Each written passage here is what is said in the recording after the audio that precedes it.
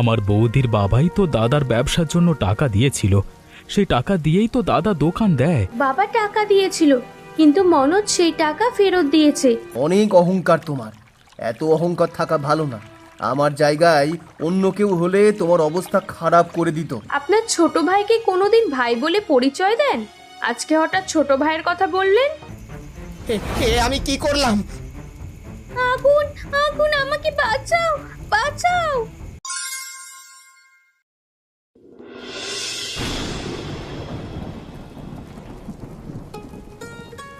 উফ, এই রান্নাঘরে বৃষ্টি হলে একেবারেই রান্না করা যায় না। মনে হচ্ছে আমি বাইরে গাছতলায় বসে রান্না করছি, এদিকে ভাতের হাঁড়ির মধ্যে জল পড়ছে। একটা কাজ করলে হয় না? রান্নাঘরের একপাশে গর্ত করে মাছ চাষ করব এবার থেকে, আর গর্তের চারপাশে লাল শাক লাগিয়ে দেব।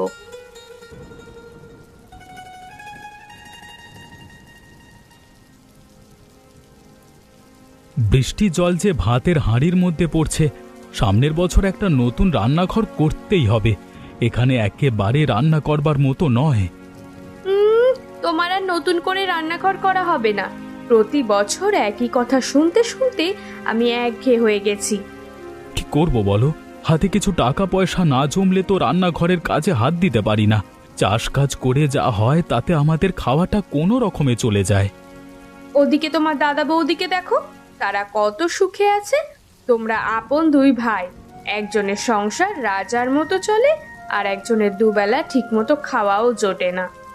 আমার বৌদির বাবাই তো দাদার ব্যবসার জন্য টাকা দিয়েছিল, সেই টাকা দিয়েই তো দাদা দোকান দেয়, নইলে দাদার অবস্থা আমার চেয়ে খারাপ হতো। আমার বাবার অবস্থা ভালো হলে তোমাকে তো ব্যবসা করার জন্য টাকা দিতে পারতো। যাকে এসব কথা, তোমাকে একটা কথা বলার ছিল। আমাদের রান্নাঘরটা তো বেশ বড়। আমি সিদ্ধান্ত নিয়েছি রান্নাঘরের একপাশে একটা ছোট পুকুর করব, আর পুকুরের চারপাশ দিয়ে লাল শাকের বীজ লাগিয়ে দেব। কি বলছো এসব? এখানে কি এসব করা সম্ভব? ঠিকমতো আলো বাতাস না আসলে তো মাছ চাষও হবে না, লাল শাকের চাষও করা যাবে না।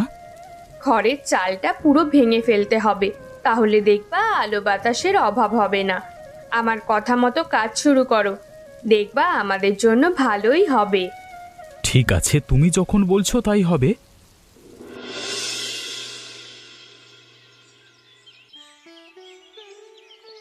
এবার দেখবা মাছ আর শাক বিক্রি করে আমাদের সংসার চলে যাবে, নতুন রান্নাঘরও তুলতে পারবো। আগে হোক, তারপর না হয় তুমি ব্যবসা করবার চিন্তা করো। তোমার কথা শুনে আমাকে অদ্ভুত কাজ করতে হচ্ছে, লোকে দেখলে হাসাহাসি করবে। হাসাহাসি করলে করবে, আমাদের জমিতে যা খুশি তাই করতে পারি। তাতে যদি পাড়ার লোকেদের হাসাহাসি করতে ভালো লাগে, হাসবে।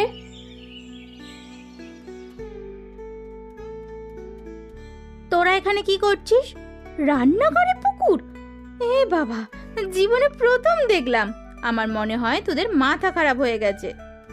আমাদের মাথা একদম ঠিক আছে দিদি, আমরা অনেক বুঝে শুনে এটা করেছি। পারলে তোমরাও আমার মতো রান্নাঘরে মাছ চাষ আর সবজি চাষ করতে পারো। আমরা কি তোদের মতো পাগল রে? হ্যাঁ, এই সব কাজ যারা করে তাদের মাথার সমস্যা আছে। দিদি, তুমি কিন্তু আমাদের অপমান করছো। বৌদি তো ঠিকই বলছে, অন্য কেউ দেখলেও এ কথা বলতো। যেদিন মাছ আর সবজি বিক্রি করে আয় করব, সেদিন আর কেউ আমাদের অপমানও করবে না, আবার হাসাহাসিও করবে না। ঘুমিয়ে ঘুমিয়ে স্বপ্ন দেখ, বুঝলি তো? টাকা আয় করা এত সহজ নয়। এত সহজে যদি আয় করা যেত তাহলে সবাই বড়লোক হয়ে যেত। হ্যাঁ, আমরা তো বড়লোক হতে চাই না, আমাদের সংসারটা কোনো রকমে চলে গেলেই হলো। দিদি, তোমাকে একটা কথা বলবো, কিছু মনে করো না। তুমি এখন এখান থেকে যাও, তোমার জন্য আমরা ঠিকমতো কাজ করতে পারছি না। ঠিক আছে, যাচ্ছি। তুমি বৌদিকে এভাবে না বললেও পারতে। বৌদি কি মনে করবে বলো তো? যা খুশি মনে করার করুক, তুমি কাজ করো তো। বেশি কথা বললে কাজে দেরি হয়ে যাবে। তাড়াতাড়ি কাজ শেষ করো, আমাকে আবার রান্নাও করতে হবে।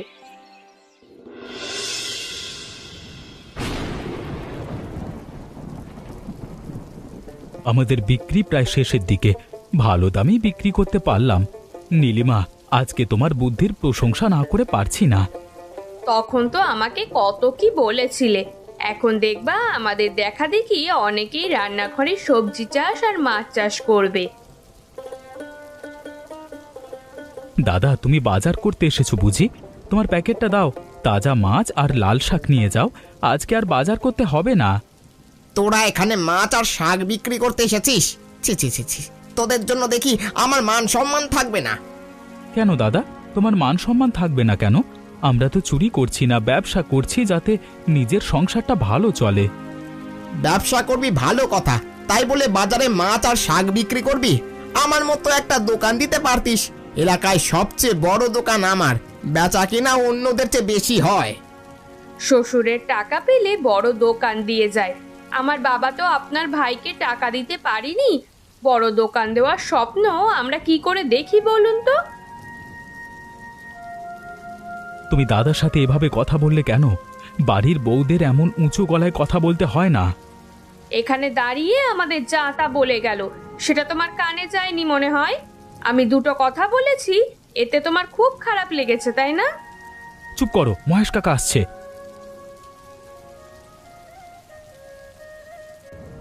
তাজা মাছ আর শাক দেখছি। মাছ আর শাক যা আছে সব আমাকে দে। তাজা শাক মাছ সহজে পাওয়া যায় না, কত দাম দেব? 400 টাকা দাম হয় কাকা, তুমি আমাকে 350 টাকা দাও। তুমি নিজেদের লোক, তোমার কাছ থেকে বেশি নিই কি করে? হ্যাঁ, এই নে টাকা।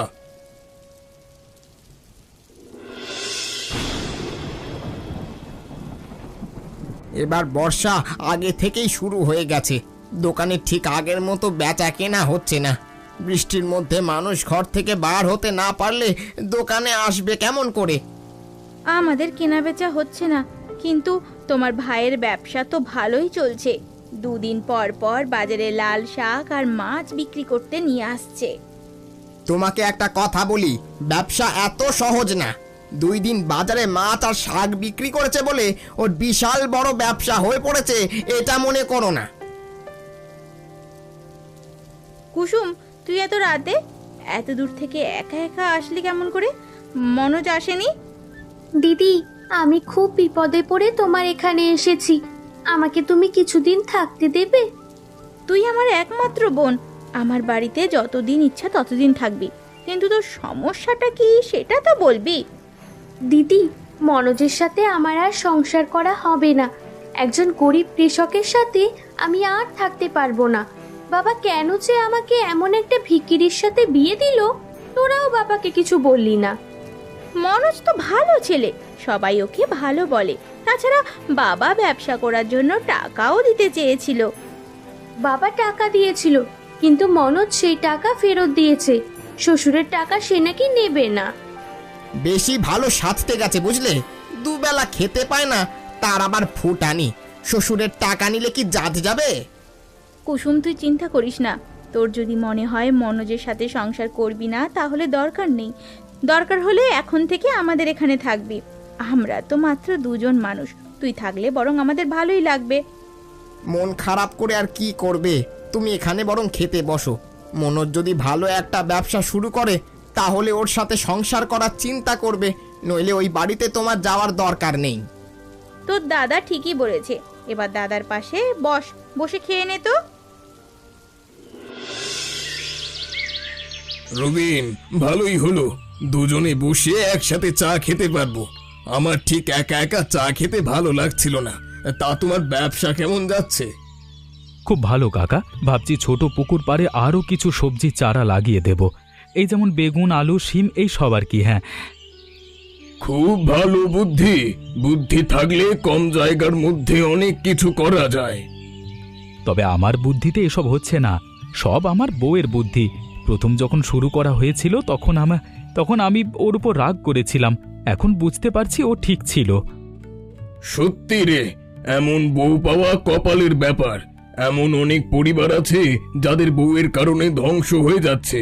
রবিন, আমি তোকে একটা কথা বলি, মোড়ের মাথায় একটা ছোটখাটো দোকান দে, সেখানে মাছ সবজি সব থাকবে। দেখবি গ্রামের লোকজন কাঁচা সবজি আর তাজা মাছ তোর কাছে কিনতে আসবে, কেউ আর বাজারে যাবে না। কাকা, তুমি বুদ্ধিটা খুব ভালো দিয়েছো, কিন্তু এই মুহূর্তে দোকান দেওয়ার মতো টাকা আমার কাছে নেই। তুই চাইলে আমি টাকা দিতে পারি, আস্তে আস্তে আমার টাকা পরিশোধ করে দিবি। তাহলে তো খুবই ভালো হয়। তোমার মতো মহান মানুষ আছে বলে আমাদের মতো গরিবেরা এখনো বেঁচে আছে। উপরওয়ালা আমায় ভালোই দিয়েছে, আমি যদি কাউকে সাহায্য করি তাহলে উপরওয়ালা খুশি হবে। তাছাড়া আমি তো এমনি এমনি দিচ্ছি না। তাহলে মোড়ের মাথায় দোকান দিতে বলছো? ঠিক আছে, তাই হবে।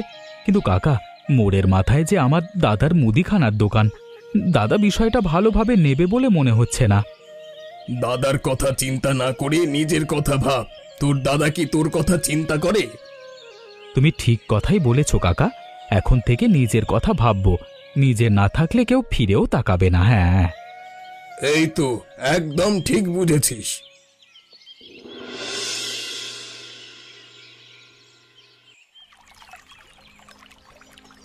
আমাকে এখানে আসতে বলে তুমি দেরি করে আসলে।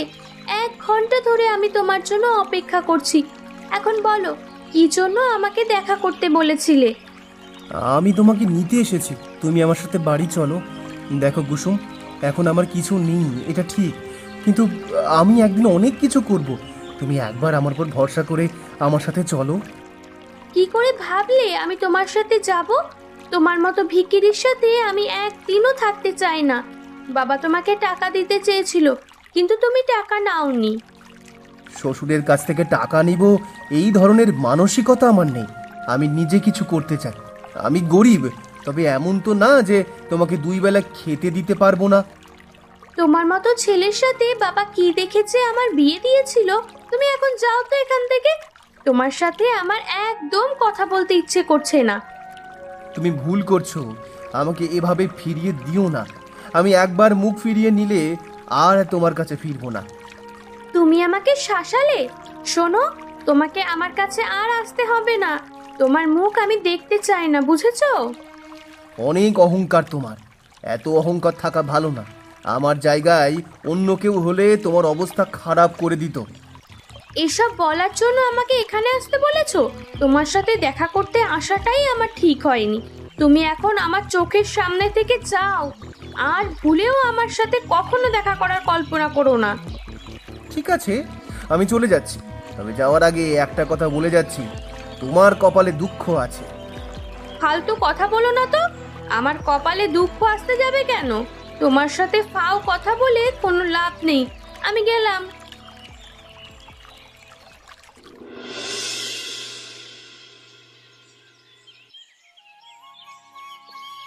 রান্নাঘরে মাছ আর সবজি চাষ করে এত লাভবান হব ভাবতেই পারিনি। মাছ চাষ করার পাশাপাশি বেগুন, আলু, পটল, লাউ, কুমড়ো, লাল শাক সব কিছু চাষ করতে পারছি। তবে মহেশ কাকা সাহায্য না করলে দোকানটা দেওয়া সম্ভবই হতো না। কাকার অবদান ভুলতে পারবো না কখনো।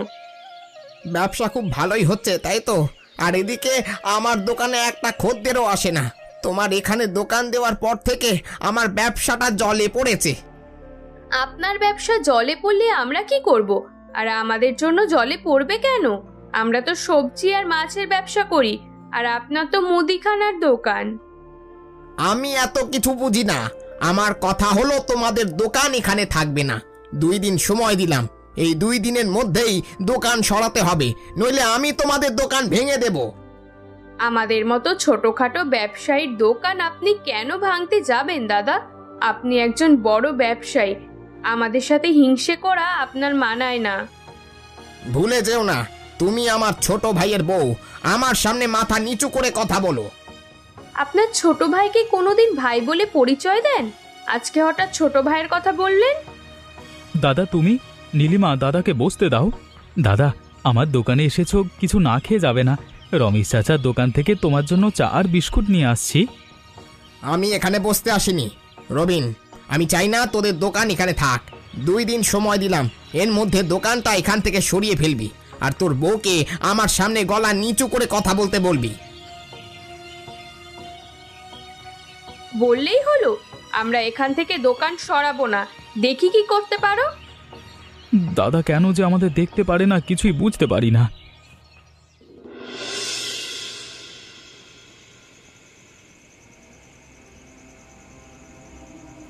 বলেছিলাম 2 দিনের মধ্যে দোকান সরাতে, কিন্তু আমার কথা শুনেনি।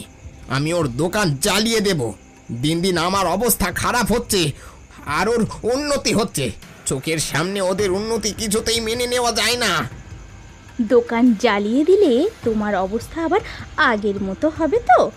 আগের মতো অবস্থায় ফিরে না আসলে আমি কিন্তু তোমার সাথে সংসার করতে পারবো না। কুসুম যেমন মনোজকে ছেড়ে চলে এসেছে, আমিও তোমাকে ছেড়ে চলে যাব।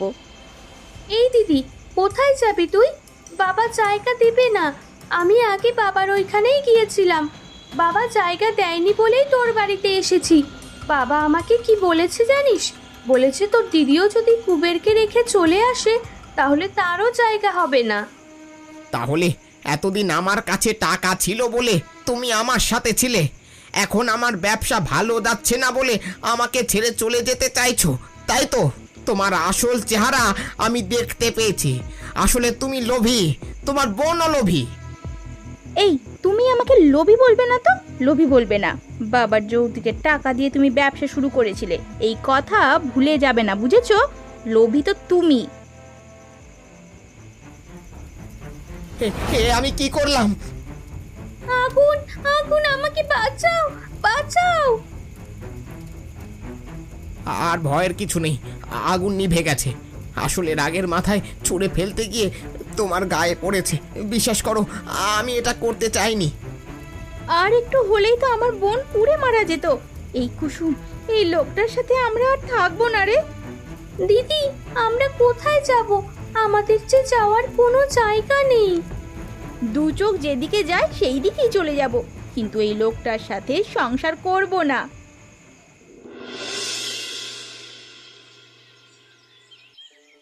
আমাদের কপালে যে এত সুখ আসবে আমরা ভাবতেই পারিনি। নীলিমা, তোমার জন্য সব হয়েছে। একা আমার জন্য কিছু হয়নি গো, তুমি পাশে না থাকলে কোনো কিছুই সম্ভব হতো না। তবে আরেকজন আমাদের পাশে সব সময় ছিল, ওনার কথা না বললেই নয়। মহেশ কাকা টাকা পয়সা দিয়ে আমাদেরকে অনেক সাহায্য করেছে। উনি এখনো আমার কাছে কিছু টাকা পায়। আজকে আসতে বলেছি, ওনার টাকাগুলো দিয়ে দেব। সব ঠিক আছে, কিন্তু আমার একটা ব্যাপার খুব খারাপ লাগে। দাদাকে ছেড়ে দিদি চলে গেছে। 1 মাস দিদির কোনো খবর নেই। দাদার ব্যবসাও আর চলে না। একা একা বাড়ি অনেক কষ্টে আছে। ওগো, একটা কাজ করলে হয় না? আমরা দাদাকে বাড়িতে নিয়ে আসি বরং। তোমার মনটা অনেক বড় গো। দাদা আমাদের সাথে যা করেছে, অন্য কেউ হলে দাদার সাথে কখনো যোগাযোগ করতো না। আর তুমি বলছো দাদাকে বাড়ি নিয়ে আসবার কথা? বেশ তো, আমরা আজকে বিকেলে গিয়ে দাদাকে নিয়ে আসবো। কাকা, এসো এসো, আমাদের সাথে চা বিস্কুট খাও। চা বিস্কুট এখন খাবো না, আমার একটা জরুরি কাজ আছে। রবিন দেখা করতে বলেছিল, তাই এলাম। এই রবিন, দেখা করতে বলেছিলি কেন? তোমার টাকাগুলো নাও। অনেক দিন ধরে ভাবছি দেব, কিন্তু দেওয়া হয় না। আমার উচিত ছিল তোমার বাড়ি থেকে বাড়ি গিয়ে টাকাগুলো পৌঁছে দেওয়া, কিন্তু সময়ের অভাবে হয়নি গো। আরে পরে দিলেও পারতিস, আমার যখন প্রয়োজন হতো চেয়ে নিতাম। সে যাকগে, আমাকে এখন যেতে হবে। তোদের আরো উন্নতি হোক, এই প্রার্থনা সব সময় তোদের জন্য থাকবে। কাকা অনেক ভালো মানুষ, ওনার মতো মানুষ এই জগতে খুব কম আছে। শোনো, একদিন কাকাকে দাওয়াত করে খেতে দিলে হয় না? হবে না কেন? সময় করে একদিন কাকার বাড়ির সবাইকে দাওয়াত দেব। নীলিমা, আমাকে আবার দোকানে যেতে হবে। দুপুরে বাড়ি আসা হবে না, তুমি খাবার নিয়ে দোকানে যেও। ঠিক আছে, যাব। গাছতলায় মনে হয় 2 জন ভিখারি বসে আছে। যাই যাই, ওদের কিছু টাকা পয়সা দিয়ে আসি। উপরওয়ালা আমাকে এখন অনেক কিছু দিয়েছে। কাউকে দান করলে টাকা পয়সা কমে না, বরং বাড়ে। এই যে শুনছেন, এই যে এ কি, এ আমি কি দেখছি? তোমরা? হ্যাঁ, আমরা। আমাদের অবস্থা এখন এমন। একটা সময় আমি তোমাকে ভিখিরি বলতাম, এখন উপরওয়ালা দেখো সত্যি সত্যি আমাকে আর দিদিকে ভিখিরি বানিয়ে দিয়েছে। তোমাদের এই অবস্থা হলো কেমন করে? দিদি, আপনাদের অবস্থা তো অনেক ভালো ছিল। আমাদের লোভের ফল ভাই, বেশি লোভ করতে গিয়ে এই অবস্থা হয়েছে। আমরা বেশি লোভ করি বলেই বাবা আমাদের বাড়িতে জায়গা দেয়নি।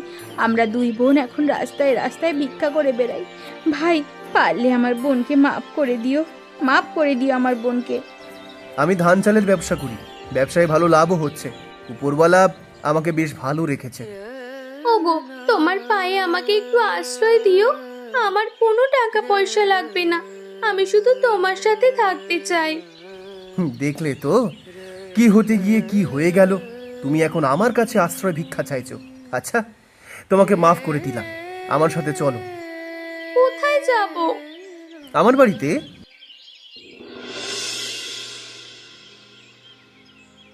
আমি তোদের সাথে এত খারাপ আচরণ করার পরও তোরা আমাদের আশ্রয় দিয়েছিস। তোদের ঋণ আমি কোনো দিন শোধ করতে পারবো না। এভাবে বলো না দাদা, বাবার পরে আমি তোমাকে স্থান দিয়েছি। তোমার বিপদে আমি পাশে দাঁড়াবো না তো কে দাঁড়াবে? লোভ আমাকে খারাপ মানুষে পরিণত করেছিল। এখন বুঝতে পারি লোভ করে কখনো ভালো থাকা যায় না। দাদা, আপনি আপনার ভুল বুঝতে পেরেছেন। সব সময় সৎ পথে চলার চেষ্টা করবেন, দেখবেন কোনো বিপদ আর আপনাকে ছুঁতে পারবে না। তুমি কেন এসেছো? তুমি একজন লোভী মানুষ। তোমার জন্য আমি নিজের ভাইকে কোনোদিন মানুষ মনে করিনি। ওগো, আমাকে তুমি মাফ করে দাও। আমার ভুল আমি বুঝতে পেরেছি। তুমি যেভাবে আমাকে রাখবে আমি আমি আমি সেইভাবেই তোমার সাথে থাকবো। ওগো, আমাকে মাফ করে দাও, তুমি মাফ করে দাও। তোমাকে আমি কিছুতেই মাফ করতে পারবো না। তোমার বাবার কাছ থেকে আমি যে টাকা নিয়েছিলাম দোকান বিক্রি করে শোধ করে দেব। তোমার কিছু শোধ করা লাগবে না, তুমি শুধু আমাকে আশ্রয় দাও। দোকান বিক্রি করতে হবে না, তোমার ব্যবসা আবার আগের মতো হবে। আমাকে শুধু একটু আশ্রয় দাও। দাদা, আপনি দিদিকে মাফ করে দিন। দিদি নিজের ভুল বুঝতে পেরেছে। আর দোকান বিক্রি করবেন না। ব্যবসা করতে গেলে মানুষের লাভ লোকসান হয়, তাই বলে ভেঙে পড়লে চলবে না। দাদা, দাদা বৌদিকে মাফ করে দাও। তোরা যখন বলছিস তাহলে মাফ করে দিলাম। আর একটা কথা, এখন থেকে সুখে দুঃখে দুই পরিবার একে অপরের পাশে থাকবো। একদম দাদা। আচ্ছা বলুন দেখি, আমি প্রথম দিন রান্নাঘরে ছোট পুকুর পাড়ে কিসের বীজ ছড়িয়ে দিয়েছিলাম? সঠিক উত্তর কমেন্ট করে জানাবেন। আর পরবর্তী গল্প দেখার জন্য আমাদের চ্যানেল সাবস্ক্রাইব করতে ভুলবেন না। ভালো থাকবেন, সুস্থ থাকবেন। ধন্যবাদ।